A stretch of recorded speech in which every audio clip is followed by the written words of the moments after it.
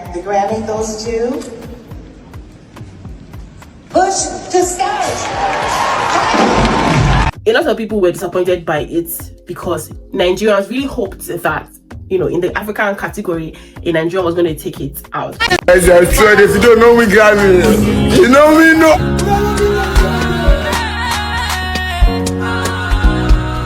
And I want to come and break it down that it's not going to be that way.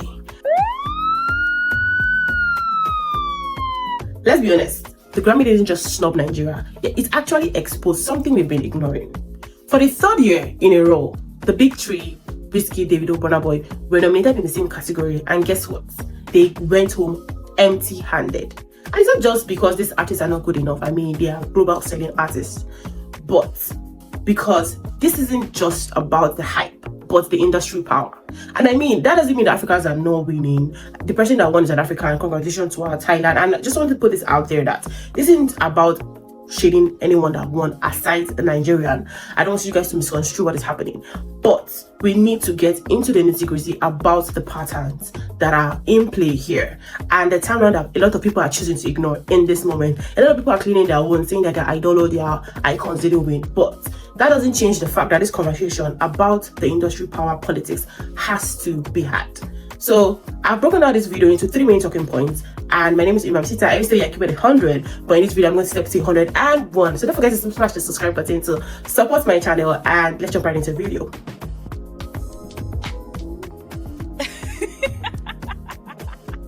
Now, just a brief background, which is my first talking point. The Grammy is one of the biggest stages to celebrate musicians, engineers, mixers. Now, we even have spoken word artists who are being recognized, different genres, country rap, even now too, we have the African category, which is a category used to recognize talent across the continent in Africa. I mean, that is what we want, representation, right? Yes. So, and this is going to be centered around the best African performance and around the African category. So this is the 68th Grammy. A lot of people were disappointed by it because Nigerians really hoped that, in the African category, a Nigerian was going to take it out. And I want to come and break it down that it's not going to be that way. First of all, the best African category, it is for a continental representation. It's for the continent of Africa, not just Nigeria. So it's just as expected. We expect other Africans to bag this award, bag this category. I just want to get it out there that the best African performance is for the continent of Africa, and it's not a Nigerian-based category. So let's jump into the next talking point. So for my next talking point, I would like to tell you today, no Nigeria, no Grammys. And this is because I would like to give you guys a backstory about this. In Nigeria here, we have the big three, Burna Boy, Wizkid, Davido, and this can be used to compare or just to understand a little bit more.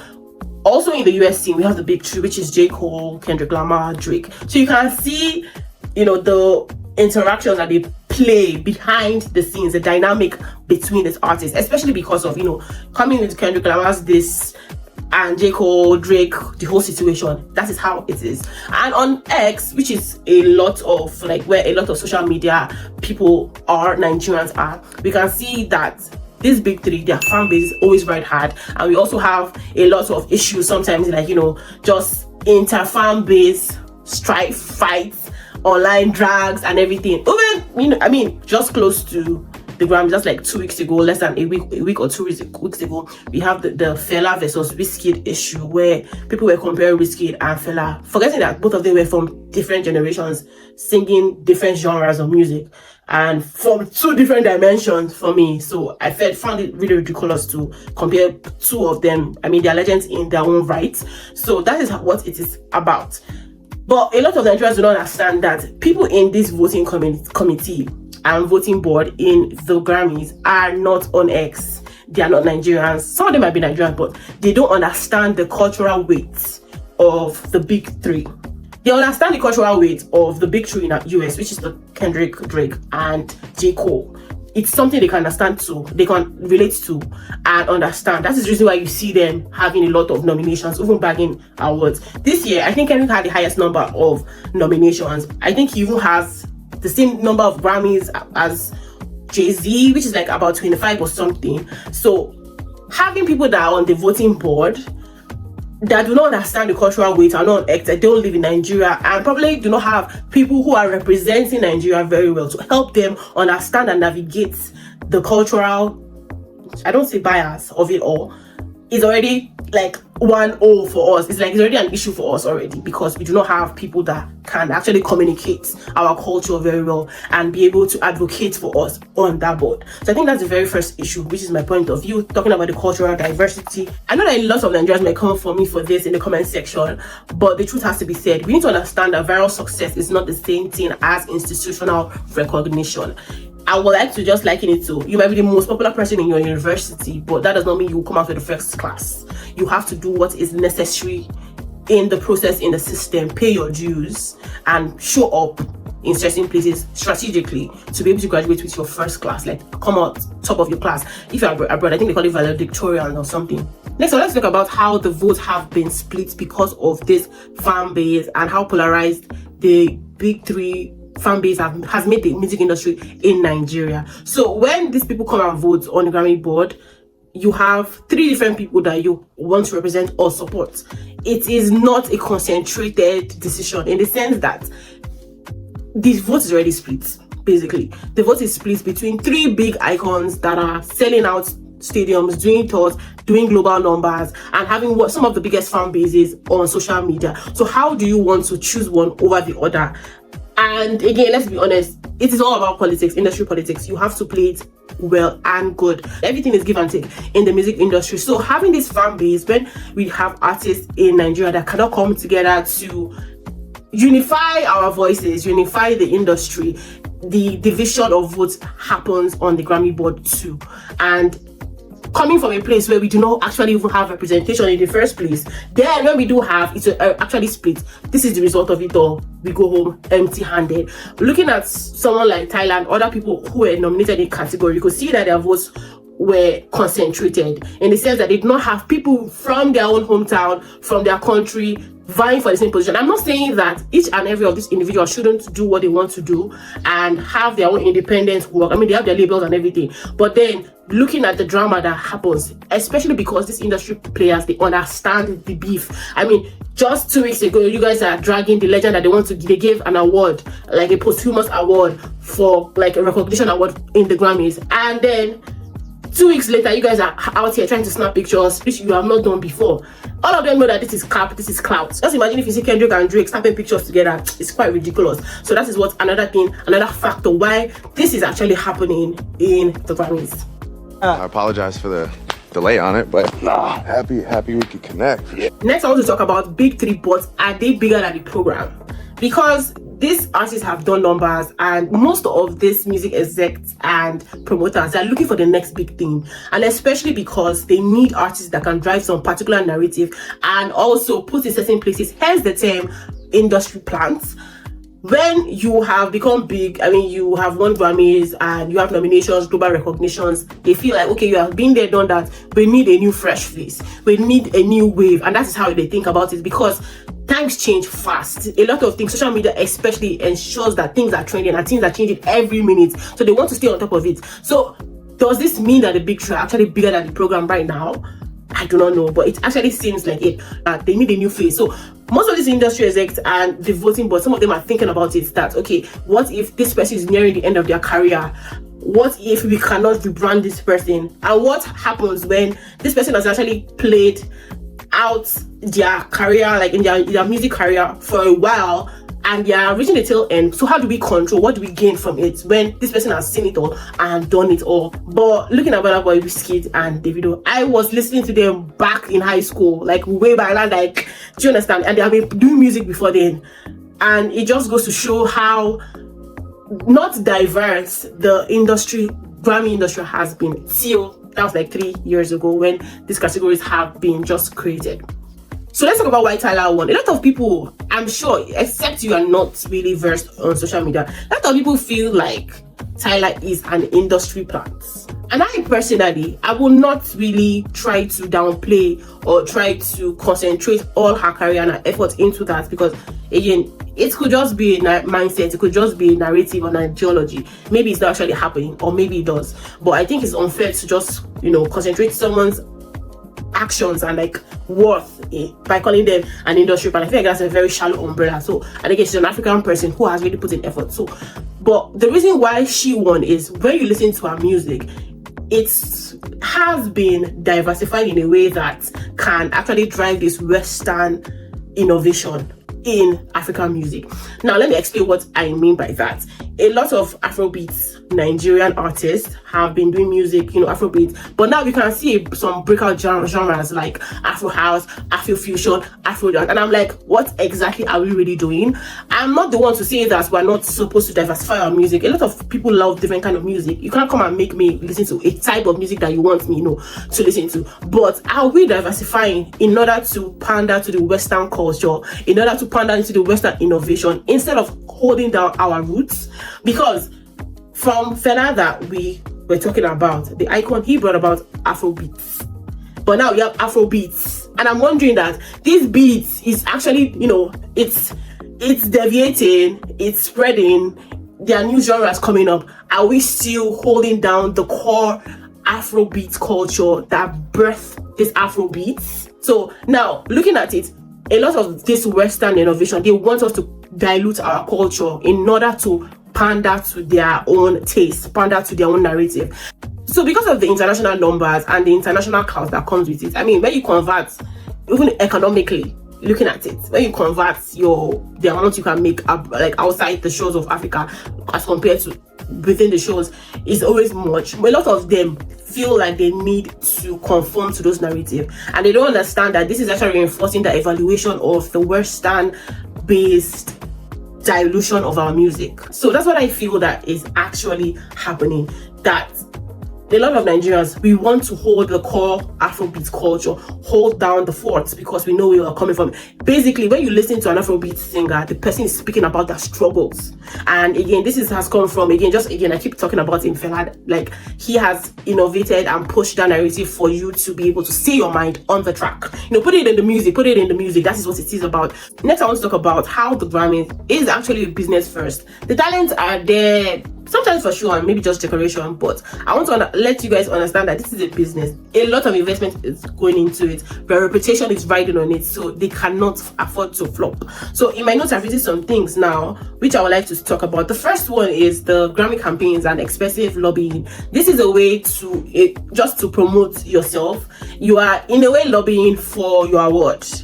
You are not doing it consciously and obviously, but in the back of the minds of people that understand the game, they understand what you are doing there. So these involve your PR team specialized in Grammy voters. Most of the PR teams do not understand what Grammy voters want and what they like. So that way they cannot position themselves in a way to pander to it and play to the same game, because again, everything is a game. It also involves media runs, behind the scenes dinner, listening sessions for Recording Academy members, which is really important, because when you're doing your listening sessions, you need to invite them. Okay, come listen, specialized treatment. And I'm saying that it's not supposed to be, but this is what the politics is, and this is what is happening. And if we refuse to acknowledge it, we are just deceiving ourselves, and next year we'll come here again to say it. Hopefully not. This can run into thousands, hundreds of thousands of dollars, but you should be ready to invest in what you want. Again, it's your art. So in as much as if you don't get the Grammy, just like a lot of people said about Davido, that exposure, that insider exposure you want is already there. People, when they saw Davido being on the Grammy board, people thought that, okay, he's going to influence it. And I won't lie, that is an African mindset, because a lot of people think of this nepotism thing, that when you have family members in politics, definitely you are going to get everything clean.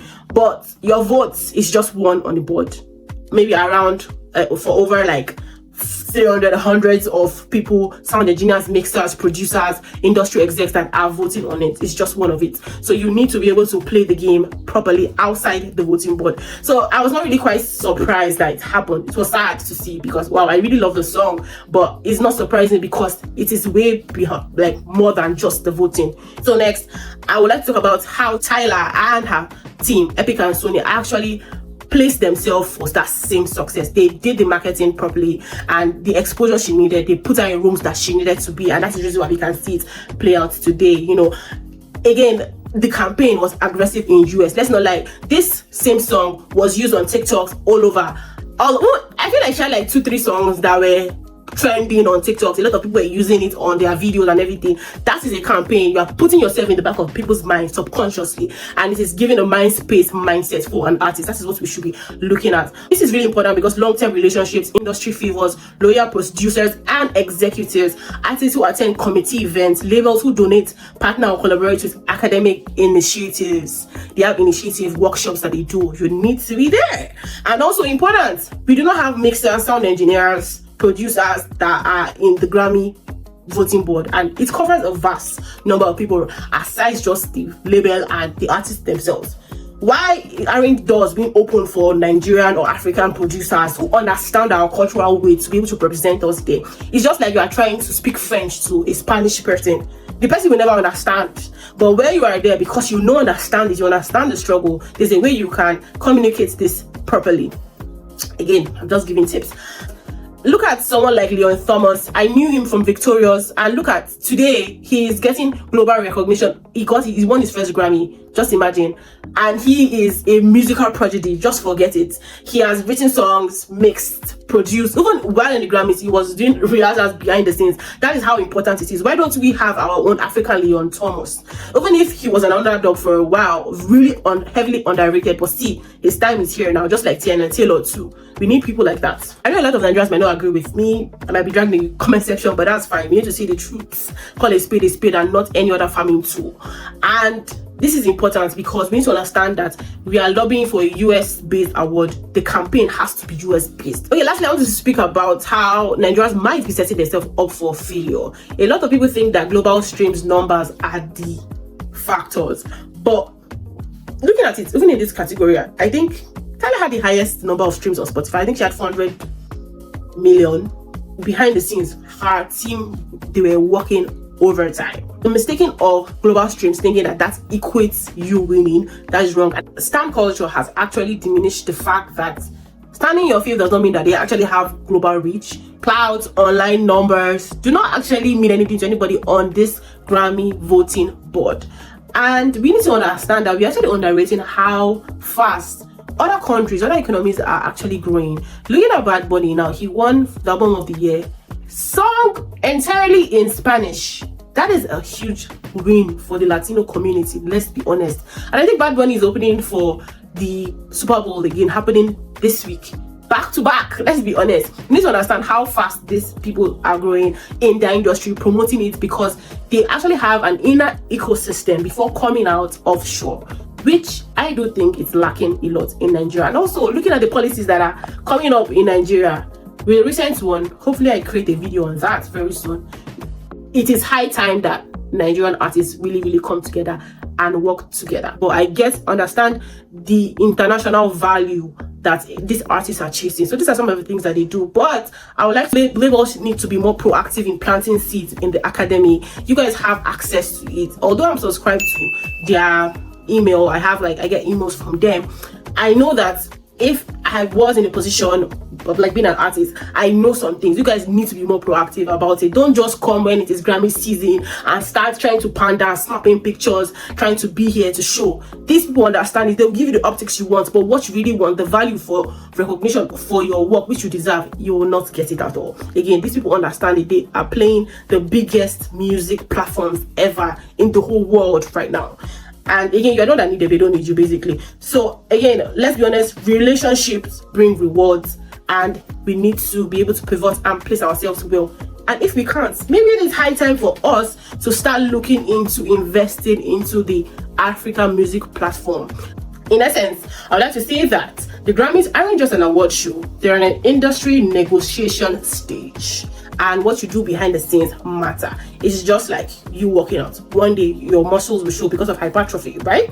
Winners aren't chosen by hype. They are chosen by networks, campaigns, relationships, and strategy. Afrobeats is global, but the big three haven't fully adapted to the Grammy business blueprint, which are some of the things I just dropped here. These artists who adapt, like Tyla, Piano, and others, are recognized. So if it's recognition you want, let's do that. But if not, like I said before, it is time. Maybe it's time to start looking into our inshore continental award show. So guys, that's all I have for you today. let me know your thoughts in the comment section. Do you agree with some things I said? And if you don't agree too, let me know. And also, how do you feel about this nomination of the Grammys awards not having like any Nigerian win?